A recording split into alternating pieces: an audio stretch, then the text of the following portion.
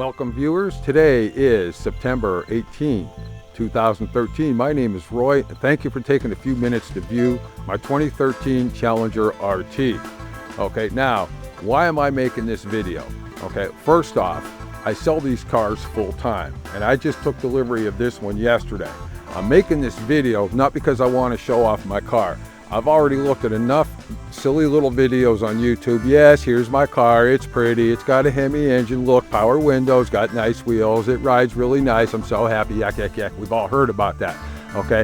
What I'm doing is I'm putting this car up on YouTube because as a salesperson who knows these cars, I want to show you exactly how I outfitted my car and why I outfitted it that way in order to get the best bang for the buck, okay? So again, thanks for watching, here we go.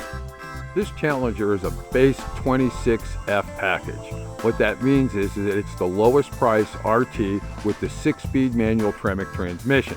Now, before you go complimenting me on my manly prowess here for selecting the manual, there's a few reasons that I did it. Okay, first off, the automatic transmission is a $1,200 add to this car. Now, personally, I do like the 6-speed. Some of you may be automatic fans. There are disadvantages and advantages to both, and I'll go over those with you very shortly. One of the biggest objections I had is that almost every car that I was able to find in the RT all came with the optional 20-inch wheel group with the bright chrome wheels. Those were $1,300, and I wasn't a big fan of those particular wheels. I would have preferred to stay with the 18-inch that originally come on the car. Unfortunately, that just wasn't going to be. I did know, though, I wanted the stripe, okay, that ran from the hood down to the fender that had the RT, but that was a $300 option. So when I did the math, $300 plus $1,300, I was already up to $1,600 on a car that probably 2 or 3 dozen people in town are already driving. So I wanted to go with something different, especially because of those wheels. So I opted to go with what was called the Redline package on this. And of course, the biggest difference right now, as you can see, is that these do not have those bright, shiny chrome wheels, but they have the black chrome. And then of course, they also have the red stripe that goes all the way around them.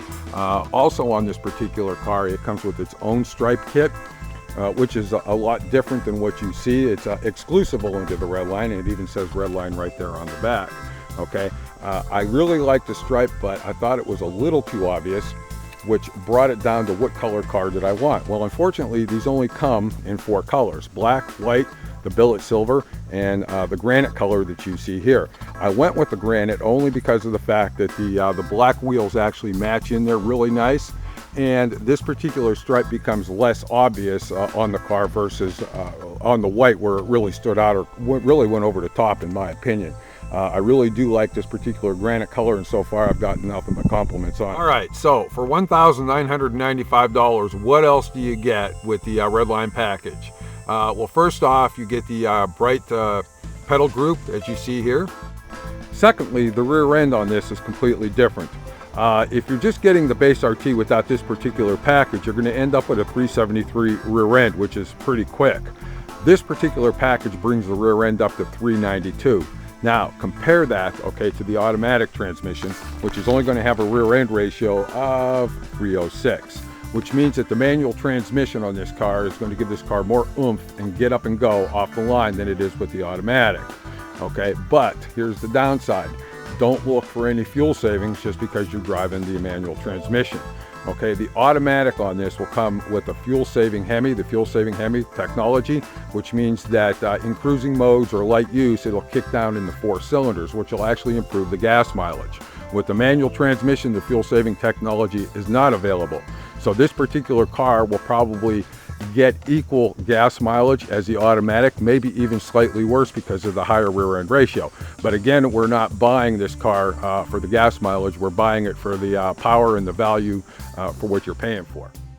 The manual transmission on this car also gets a little bit more horsepower out of the 5.7 liter V8. If you're driving the automatic, you could expect 372 horsepower. With the manual, you're going to get 3 extra horsepower, which brings it to 375. In addition, the manual will also get you 10 foot-pounds more torque than what the automatic does. So as far as power is concerned, the manual transmission is the best way to go, but like I said, you are going to pay for it on the fuel usage. Okay, the 6-speed manual comes with a leather-wrapped pistol grip shifter. Really nice, very reminiscent of the 1970 cars. However, the Redline package on the automatic will have a really neat T-shifter, all done in chrome. Okay, another thing that the automatic transmission would have that this particular car doesn't would be the paddle shifters up on the steering wheel, which means you could actually drive that car like a manual, a clutchless manual if you wanted to. And then of course you see this doesn't have it. Another thing that the automatic will have that this car does not have would be the sport mode, which would be located right there. And what that does is it changes the transmission shifting patterns of the car. So if you want to get a little bit more zip out of the automatic transmission, you can go ahead and do so. But if you're looking for fuel mileage, you'll want to go ahead and shut that particular option off. Okay, the base 130 media system on here is ample. It's a 6-speaker system, puts out good sound. It does come standard with the Uconnect voice command, and it also comes standard with the Bluetooth for taking and making telephone calls. Now, if you want more sound, or if you want the touchscreen, you would need to step up to what's called the sound group. Okay, the sound group would get you the 6.5-inch 430 system, which puts out 360 watts using 7 Boston acoustic speakers and a subwoofer. The only problem with that is that it's $1,700, okay? So if you're really into sound, yes, I do recommend getting it. However, if it's price that you're after and payment that you're after, you got to keep in mind that $1,700 will cost you about $27 a month. So is it worth $27,000 a month for a radio? Not for me, it wasn't, so I stuck with the base 130. Also too, if you're a sunroof fan or moonroof or however you want to call it, keep in mind that would also run you an additional $1,000. I don't have it, I didn't want it. There is one option on this car that I ended up with, even though I really didn't want it, and that was the electronic convenience group.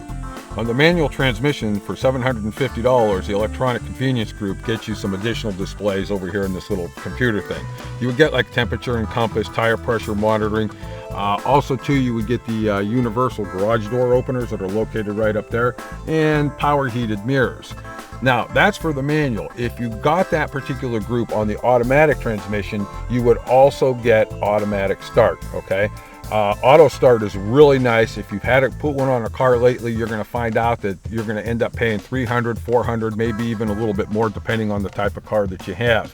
Okay, in my opinion, without that auto start as part of the package, I overpaid for it. So I would have been happier if Chrysler would have reduced the price of this package on the manual to like $400, but unfortunately I had to take this package because it was the only granite colored car available close to what I was looking for. Pricing on this car is as follows. The car that I just bought has a list price of $33,735. The invoice price on this is $32,190. Now, if you go with the automatic, you're going to be looking at a base price of $34,185 with an invoice of $32,676. Okay, just so you know, the automatic price that I just quoted you does not include the electronic convenience group like I have on my car. Now currently there's about $2,000 rebate on the 2013s through Chrysler, so that'll help reduce your price.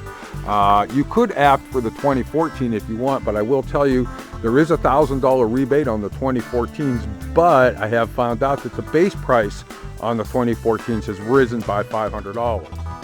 Okay, in conclusion, folks, I just want to make a couple personal observations here.